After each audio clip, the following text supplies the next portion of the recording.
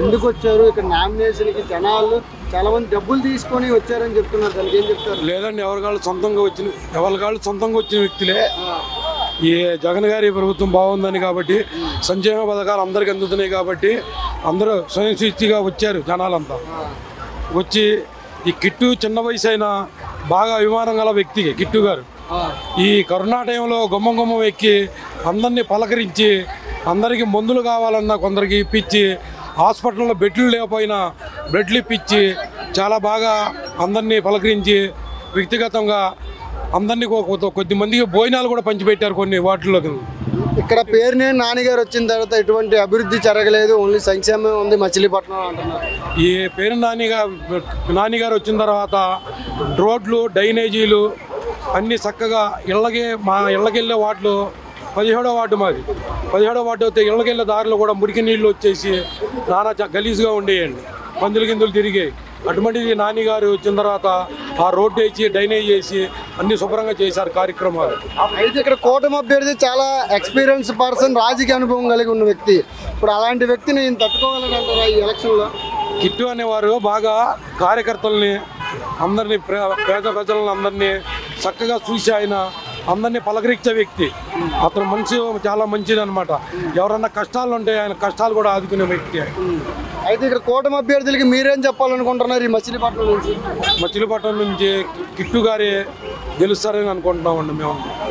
ఏంటి అంత నమ్మకం ఏంటి? కిట్టు గారు అంటే బాగా కష్టపడి వ్యక్తి అండి.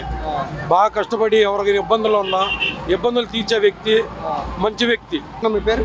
నా పేరు తిరుమల శెట్టి నిర్మల్ స్వరూప్. అన్న ఇక్కడికి ఎందుకు వచ్చారు, ఏంటి కారణం ఏంటి? జగన్మోహన్ రెడ్డి గారు పెట్టిన సంక్షేమ పథకాలు మీరు ఇందాక అంటున్నారు కదా, అనుభవం లేదని. 2014లో గెలిచిన వ్యక్తి అనుభవం అంటే విజయవాడలో గెలిచిన తర్వాత విజయవాడలో ఉంటాం అనుభవం మీ దృష్టిలో? అనుభవం అంటే ఈ పేరు నాని గారు మంత్రిగా ఉన్నప్పుడు పేర్ని కిట్టి గారు ఒక కార్యకర్తగా ప్రతి గడపకి తిరిగి ప్రతి కార్యకర్తకి టచ్లో ఉన్నారు. కోవిడ్ సమయంలో ప్రకృతి విపత్తు అయిన కోవిడ్ సమయంలో ప్రతి ఒక్కరికి అండగా నిలబడ్డ వ్యక్తి పేర్ని కిట్టు. పేరుని గిట్టు నువ్వు అంటున్నావు, కానీ పేరుని గిట్టు చాలా వయసులో చిన్నవాడు. ఏం చేస్తాడు ఈ మచిలీపట్నం గెలిస్తే అని చెప్తున్నారు. ఇప్పుడు బందర్ పోర్టు తీసుకొచ్చారు. 2014లో గెలిచిన వ్యక్తి 6 నెలల్లో బందర్ పోర్టు తీసుకొస్తానన్నాడు. బందర్ పోర్టు కట్టలేదు. మరి బందర్ పోర్టు పనులు మొదలెట్టలేదు. బందర్ పోర్టు పనులు మొదలెట్టారు. గిలకల దీంట్లో ఫిషింగ్ హార్బర్ కట్టారు. ఇంకేం కావాలి అనుభవం?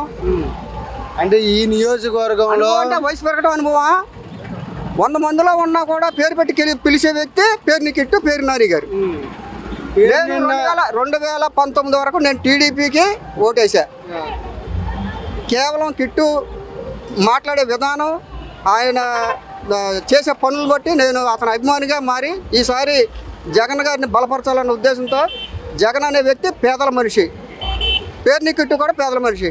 ఇవాళ సంక్షేమ పథకాలు అందాలి, ప్రతి ఒక్కరికి అందాలంటే కంపల్సరీగా వైసీపీ అధికారంలో రావాలి, జగన్ గారు సీఎం కావాలి, ఇక్కడ బందర్లో పేరుని కిట్టు గారు గెలవాలి.